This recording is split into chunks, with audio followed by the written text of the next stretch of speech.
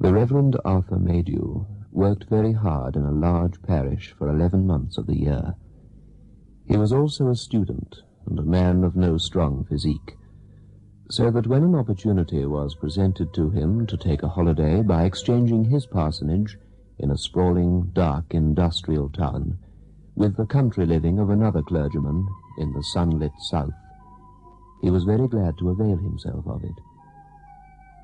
Arthur Maydew had 2 daughters, the heroines of this story set in an English county shortly after the First World War. Both these girls rejoiced at the prospect of a period of quiet and rest in the pleasant country neighborhood of Overbury.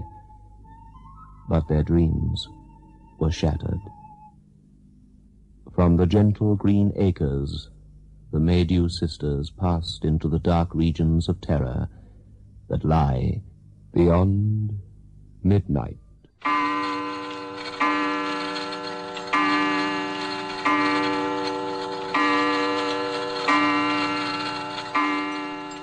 Biotex, the new soak and pre-wash powder, presents Beyond Midnight.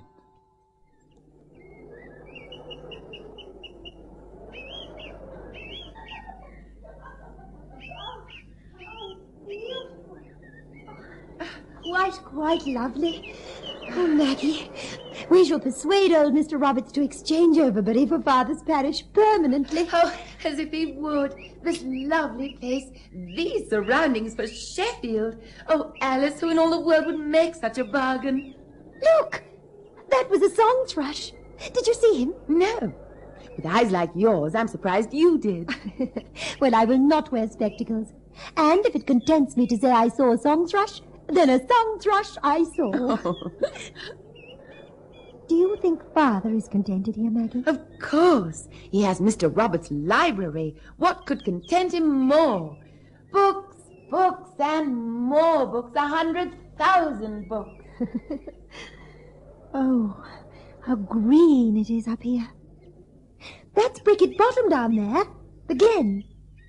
How long do you think it is? 1 mile. Oh, 3/4, perhaps. You must ask Smith. He knows all the county's history. Oh, I would not dream of asking Smith anything. He's quite stupid. Look, you see, that's the road which leads to Blazes Farm. Oh. Oh, I wish there were a few friendly neighbours, that's all. Then it would be paradise here. That's the only trouble. Once we've fully explored, what shall we do then? On this side of Bricket Bottom, there's nothing but Carew Court.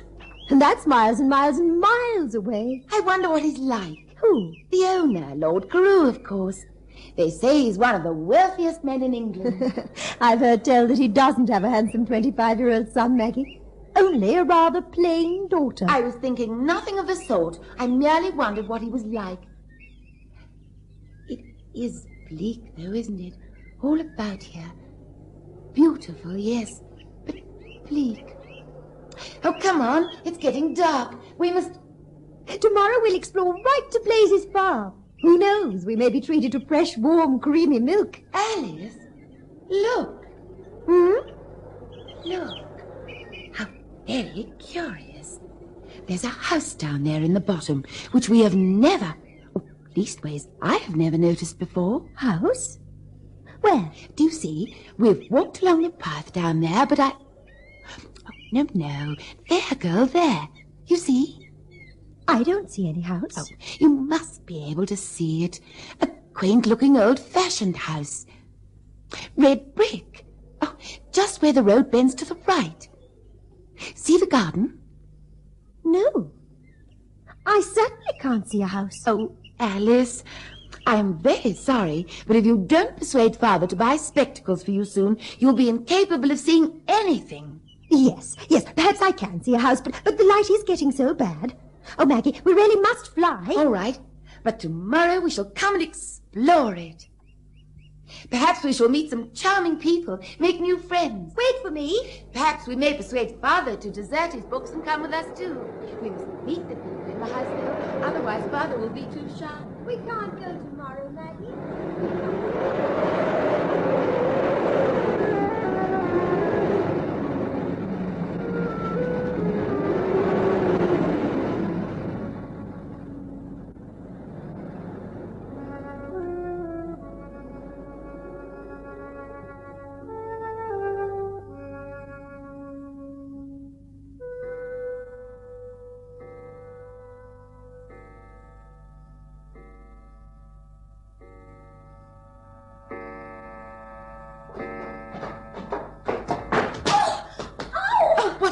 heaven's name, Alice! Oh, my ankle! Oh, Maggie, help me! Well, why did you come down the stairs like an elephant? It's your own fault. Oh, you told me to hurry. Here, don't stand. Sit down, rest it. Well, I wanted to go to the house. Father's forgotten all about visiting Overbury. We can go this morning. Oh, it's swelling. Oh, look. Oh, Maggie, it's so painful. I shan't leave the house this morning, that's evident. If you wish to explore, you must go alone. Yes, Maggie. Yes, Father. If we don't go now, we'll never get away. He's sure to want to go to Overbury. It's no good. I cannot stand. Oh, go alone and tell me about it when you come back. If there is a house in Bricket Bottom. I swear I saw nothing. I shall see you soon. If they are pleasant people and we are invited to tea and your ankle still pains you tomorrow, we shall take the trap over. Maggie, you are so forward. Maggie, are you there? Now, don't try to walk. Preserve your ankle at all costs. I shall not be late. Tell Father I am just walking. He will be cross if he thinks I have gone to the house without me.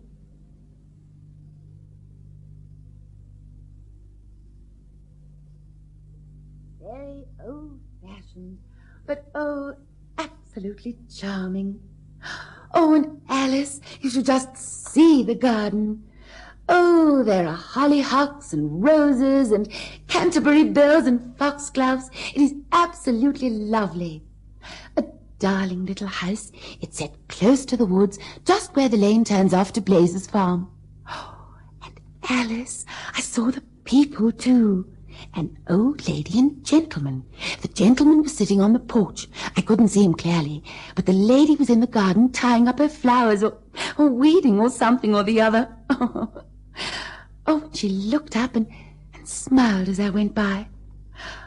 Oh, Alice, I'm sure they are nice people. It would be awfully pleasant to make their acquaintance. And we shall too. I shall make their acquaintance if it is the last thing I do.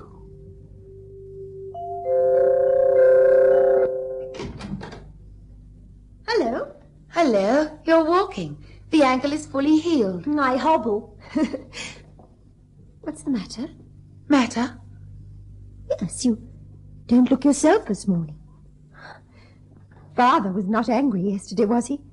I'm sure he was not awfully keen on going into Overbury. No, not angry. No, I'm all right. Only I did not sleep very well. I kept on dreaming about the house. It was such an odd dream, too.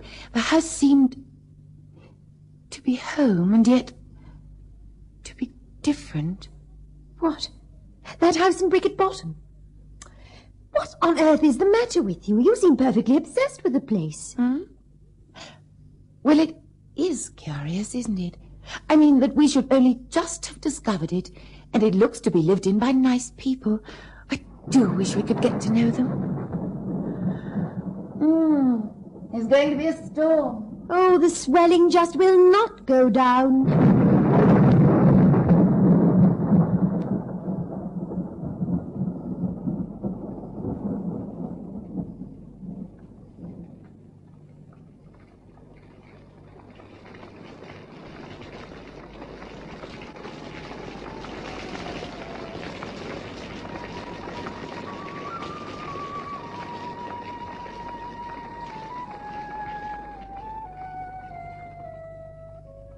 Alice, I went to the house. House? Oh, the house in Bricket Bottom. Well, I saw the old lady, and she is absolutely a darling. I believe she simply lives in that garden. Mind you, it's absolutely enchanting. Oh, anyway, she came to her gate and talked with me, and she asked me in to look at her flowers. She's terribly keen on flowers. Anyway, the thing is, I was a little shy, I suppose, and she said, "You needn't be afraid of me, my dear. I like to see young ladies about me, and my husband finds their society quite necessary to him." Oh, she's awfully attractive, lovely silver hair. Anyway, she told me about herself and the Colonel. Oh, that's her husband. He used to be in India, in the army. Paxton's their name. Colonel and Mrs. Paxton. She said they were awfully lonely at times, and she asked me to meet the Colonel. I hope you didn't go in. Why not? Well, I don't like her. asking you in that way? Well, I didn't actually go in because it was getting late, but... But what? I have accepted Mrs. Paxton's invitation to pay her a little visit tomorrow. Well, I do think you ought to find out a little more about them before you go calling, Maggie. Why? Oh, what on earth is the matter? They're lovely people. How do you know? Well, I'll tell you when I come home. Oh, you would have to go and hurt your ankle. Look, I'll go this afternoon just for a short visit. I'll be back for tea, and then we can have some croquet. You know how happy Father is when he plays croquet. Oh, Alice, don't look so disapproving. Maybe the Colonel and his lady have a handsome son. After all, you're getting awfully old, Alice. 20.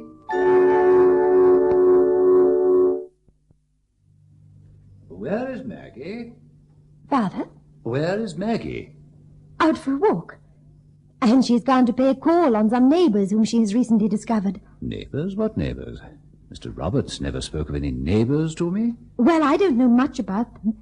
Maggie and I were out walking the other day, the day before I hurt my ankle, and we saw, at least she saw, a house in Bricket Bottom.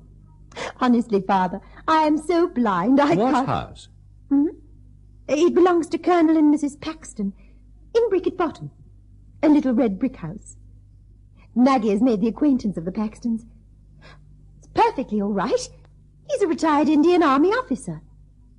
Maggie went along this afternoon, but she said she'd be back long before this. I am not too well pleased about this, Alice. Maggie should not be so impulsive and scrape acquaintance with unknown people. She said she'd be home early. Well, yes. Had there been nice neighbours at Bricket Bottom, I'm sure Mr. Roberts would have told us. It's getting late. It can have delayed her. You say she saw the house. You didn't. It was getting dark. And you know how short-sighted I am. But surely you must have seen it at some other time. That is the strangest part of the whole affair, Father. We have often walked along there, but neither of us have ever seen the house till that evening. And as I said, it was getting dark. Father, perhaps we should ask Smith to harness the pony and bring Maggie back. I am not happy about her. I'm rather afraid, I must confess. I don't know why. Afraid of what? What can have gone wrong in a quiet place like this? Still, I'll send Smith over for her. Yes. Smith? If you feel you can manage with that ankle of yours, perhaps you'll come too. Poor dear departed mother always swore she would have preferred sons. Less trouble. Oh, not that she wasn't terribly fond of her two daughters, of course, bless her soul, but... Smith, I want you to harness a pony at once and go over to Colonel Paxton's house in Bricket Bottom and bring Miss Maydew home. Well, what are you waiting for, man? Go where, sir? To Colonel Paxton's house. Bring Miss Maggie home. I never heard of Colonel Paxton, sir. I don't know what house you mean. Alice, tell this fellow where your sister has gone to, and let us be off to fetch her. The Paxton's house, man, in Bricket Bottom. Colonel Paxton. Smith, you must know the house. You really must. Why, we saw it only the other day. At least Maggie saw it. Not too heavily on that ankle now, girl. Harness the pony at once. Yes, sir. Stupid man. Alice, is your ankle strong enough? Yes, Father. Then you must show Smith where this house is. I must own I'm worried, Alice. But why, Father? Maggie merely went to pay a visit to the Colonel and his wife. And why have I not heard of the Colonel? Roberts would have informed me if there had been pleasant neighbours hereabouts. Be that as it may. Come, let me help you. I shall find it difficult not to be stern with your sister when we meet her again.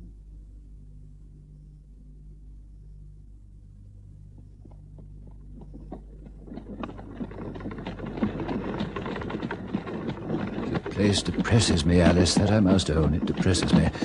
The country all around is beautiful, but I am not fond of this part. Well, where is the house? At the bend of the road. It should be there. Coming dark. Yet you remember no house, Smith. How long have you worked hereabouts? Nigh on 25 years, sir. I shall be fierce with her, I promise you. Here we are. Smith, it's here. Just...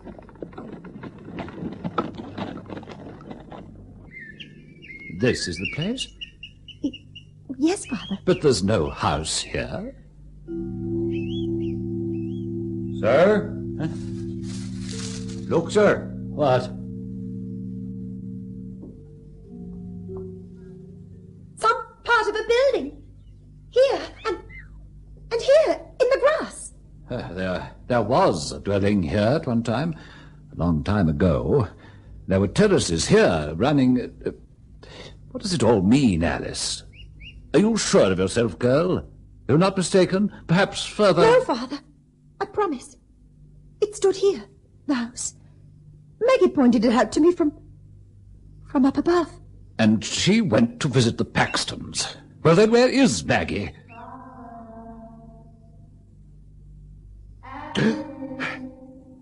Listen. Smith, Maggie, where are you? that was Maggie's voice. Father! She's near and in some trouble. Where did it come from, Smith? I didn't hear anybody calling, sir. Alice, go back to the trap. Let me help you. Smith, we must search. Miss Maggie? Miss Maggie? Where are you?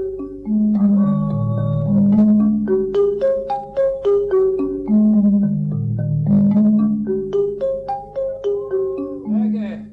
Miss Maggie? Maggie, we heard you. Call again. Where are you? Alice, drive on to Blazes Farm, bring help, ask Mr. Rumbold to come and his sons too if they're at home, and ask them to fetch lanterns. Father, she might have returned over the downs while we were going by road. Perhaps she saw us and called out... Drive to Blazes Farm, girl. Maggie! Maggie! Maggie! Maggie! Maggie, where are you?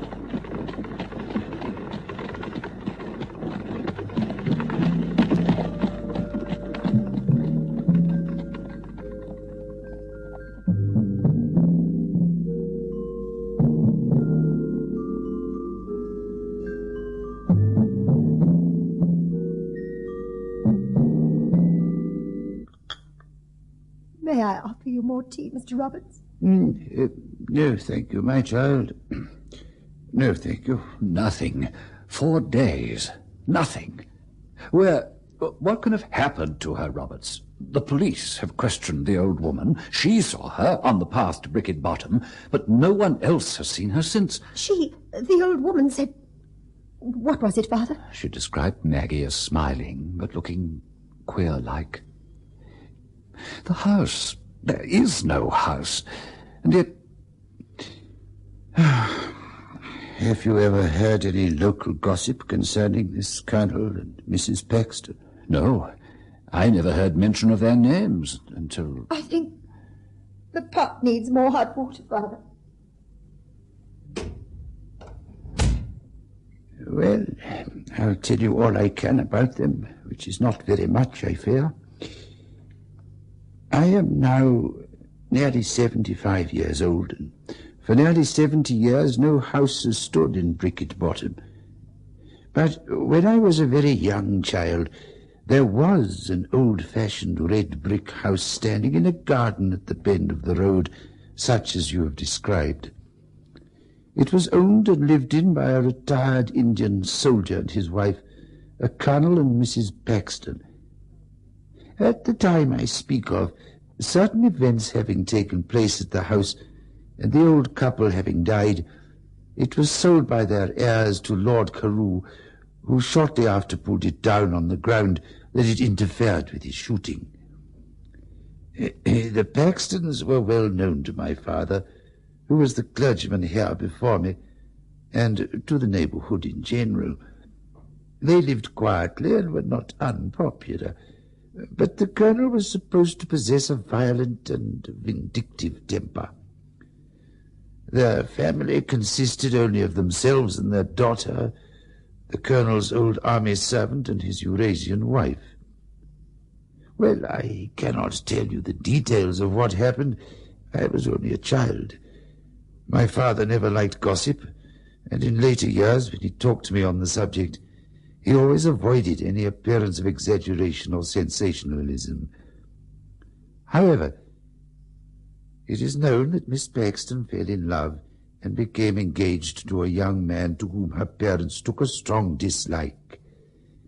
They used every possible means to break off the match, and many rumors were set on foot as to their conduct. Undue influence, even cruelty, were charged against them. I do not know the truth. All I can say is that Miss Paxton died, and a very bitter feeling against her parents sprang up. Yes, but Roberts, I pray you, what... Please let me continue. I know how shocked you are. This story, well, it may shed some light. My father never saw Paxton after his daughter's death, and only saw Mrs. Paxton once or twice. He described her as an utterly broken woman, and no one seemed at all surprised when she followed her daughter to the grave within 3 months. Paxton himself became a recluse. He was rarely, if ever, seen, and himself died in a very short time. Some said by his own hand. He was buried like his wife and daughter in the churchyard of my church. The property passed to a distant relative, who came down to it for one night soon afterwards. He never came again. It said he conceived a violent dislike to the place. He sold it to Lord Carew, who later pulled it down, and the garden was left to relapse into a wilderness. Those are the facts. But there is something more. I can see it in your face. You have a right to know. What I'm going to tell you now is rumor, vague and uncertain. About 5 years after the house had been pulled down, a young maid-servant at Carew Court was out walking one afternoon. She was a newcomer to the district. On returning home to tea, she told her fellow servants that as she walked down Bricket Bottom, which place she described clearly, she passed a red brick house at the bend of the road, and that a kind-faced old lady had asked her to step in for a while. I saw the old lady, and she is absolutely a darling. She came to her gate and talked with me and asked me in to look at her flowers. She's awfully attractive. Lovely silver hair. Did this girl go in? No. She feared that she might be late back at the hall for tea. She never visited the bottom again. But 2 or 3 years after that, after my father's death, a travelling tinker and his wife and daughter camped for a night at the foot of the bottom. The girl strolled away up the glen to gather blackberries, and she was never seen nor heard of again.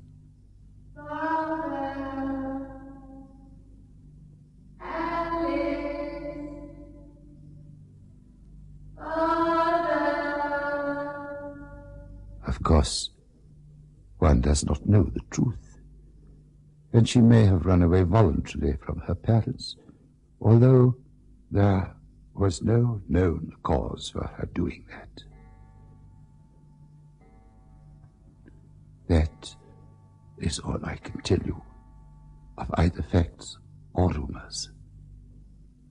All that I can do now is to pray for you and for her. Beyond Midnight is presented every Friday night at 9:30 by Biotex, the new soak and pre-wash powder. The program is adapted for broadcasting and produced by Michael McCabe.